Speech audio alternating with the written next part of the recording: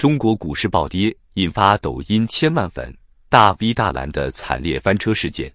这不是一个普通的网红被封号的故事，而是一出现代版的杨修之死。让我们一起来看看这位股神是如何从神坛跌落，最后沦为背锅侠的。大蓝本名蓝天航，今年35岁。别看他现在是千万粉丝的网红，其实人家的起点可不高。据说他最初是做健身餐微商起家的，后来为了推广业务开始玩抖音，没想到一不小心就成了大 V。从卖健身餐到成为千万粉丝的财经大 V， 大蓝用了多长时间？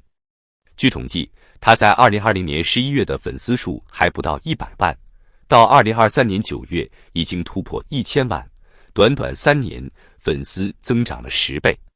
这增长速度简直比他推荐的股票涨得还快。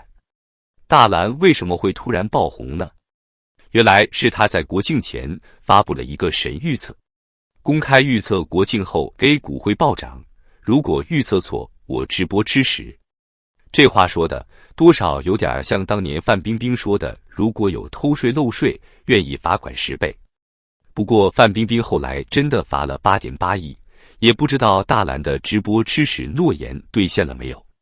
他还放出了更狠的话，我等了将近10年才等到这波行情，你让我冷静，冷静不了，给我全仓猛干，干就完了。大盘4000点之前停止一切其他投资，给我全仓大 A， 听明白没有？这些话一出，立马引爆了全网。就在国庆前夕，大蓝的粉丝数猛增了100多万，涨幅高达10%。看来股民们是真的相信他了。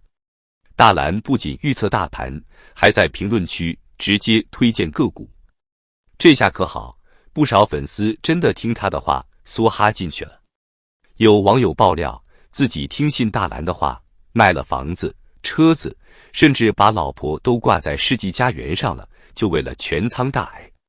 结果呢？10月8日开盘暴涨，但随后几天就开始暴跌。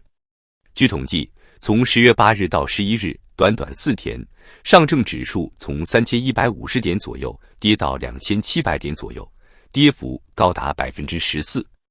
创业板指数更是从1900点跌到1600点，跌幅超过15%。不少跟风的股民损失惨重，有的甚至亏掉了大半身家。一时间，网上到处都是找大蓝算账的声音。有人说，大蓝，我听你的话全仓买了，现在亏了50%，你说怎么办？还有人说，大蓝，你不是说要直播吃屎吗？什么时候直播？面对铺天盖地的质疑，大蓝居然还觉得自己很委屈。他发视频说，谁能预测到跳空高开10个点啊？这样是绝对不可以买股票的。可是我不能提前提醒你们，因为跳空高开10个点是股史上从未出现过的。他还说自己是个善良的好人，是被一些别有用心的人煽动网友情绪，才遭到了网暴。这话说的怎么听着那么耳熟呢？好像每次有人被揭露出问题，都喜欢说自己是善良的好人，是被别有用心的人陷害。10月11日，大蓝的抖音账号终于被封了。他的主页上显示，由于违反抖音社区自律公约的相关规定，该账号已被封禁。一夜之间，大蓝的1000多万粉丝没了，他辛辛苦苦3年积累的资产化为乌有。这下可好，不光粉丝亏钱，连他自己也亏了。大蓝的遭遇让人不禁想起三国时期的杨修之死。当时曹操还在犹豫要不要继续硬抗，杨修却跳出来说曹操要让大家梭哈了。结果曹操正愁找不到背锅侠，就借杨修的人头一用。同样的，在当前经济形势不明朗的情况下，监管部门还在观望，大蓝却跳出来鼓动大家全仓梭哈，这不是自找麻烦吗？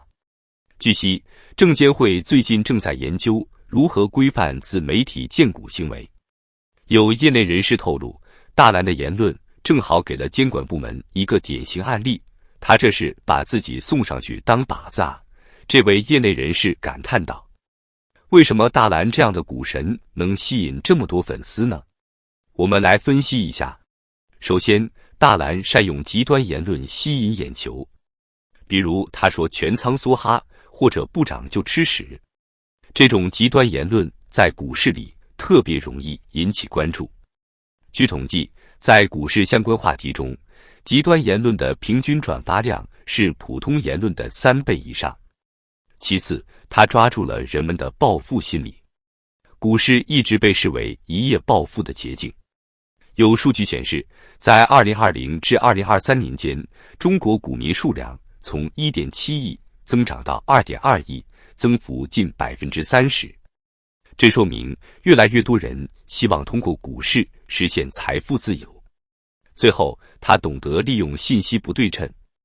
很多股民缺乏专业知识，容易被内幕消息吸引。一项调查显示，超过 60% 的散户股民承认自己曾经相信过所谓的内幕消息。大蓝事件反映出自媒体在股市中的巨大影响力。根据某研究机构的数据，目前有超过 40% 的股民会通过自媒体获取股市信息，其中 20% 的人表示非常信任自媒体的观点。这种影响力背后隐藏着巨大风险。一位业内专家指出，自媒体博主往往没有专业背景，他们的观点可能带有很强的主观性和片面性。但由于算法推荐，这些观点很容易被大量传播，形成信息茧房。说到信息茧房这个问题，再也觉得在中国体制下尤其值得我们深思啊！大家想想看，在中国这个体制里，信息的管控是不是特别严格？从小学到大学，教育内容都是统一的，连历史教科书都只有一个版本，而且还经常修改。媒体更是牢牢掌控在官方手里。哪怕是现在这个互联网时代，看似信息爆炸，但实际上我们能接触到的信息都是经过层层筛选的。这种环境下，很多人从小到大接受的信息都是单一的、被过滤的，就像生活在一个茧房里，面对外面的世界缺乏真实的认知。你们有没有发现啊？现在很多年轻人，特别是大学生，他们的观点往往和官方宣传高度一致。为什么会这样？因为他们从小到大接受的信息就是这样的，他们甚至觉得这就是真相，这就是世界的全部。更有意思的是，即使一些人翻墙出去了，但由于长期生活在信息茧房里，他们看到不同的声音，反而会产生强烈的抵触情绪。这就是为什么有些人即使在墙外接触到了不同的信息，也还是会坚持原来的观点，甚至变得更加极端。因为他们已经习惯了原来的那个信息茧房里的世界观。再说说大蓝这个事吧，其实他就是很好的利用了这种信息茧房效应。他知道在这个体制下，很多人特别渴望一夜暴富，渴望听到一些所谓的内幕消息，所以他就故意放出一些耸人听闻的言论，吸引粉丝。而那些生活在信息茧房里的人呢，就很容易被这种言论吸引，因为他们缺乏独立思考的能力，也没有足够的信息来源去验证这些言论的真实性。所以再也想说的是，在这个时代，我们每个人都要有意识地去打破自己的信息茧房，要主动接触不同的声音，学会独立思考，不要被别人轻易忽悠了。特别是在股市这种地方，稍不注意可是会赔得倾家荡产的呀。最后还是要提醒大家，在这个信息爆炸的年代，保持清醒头脑很重要。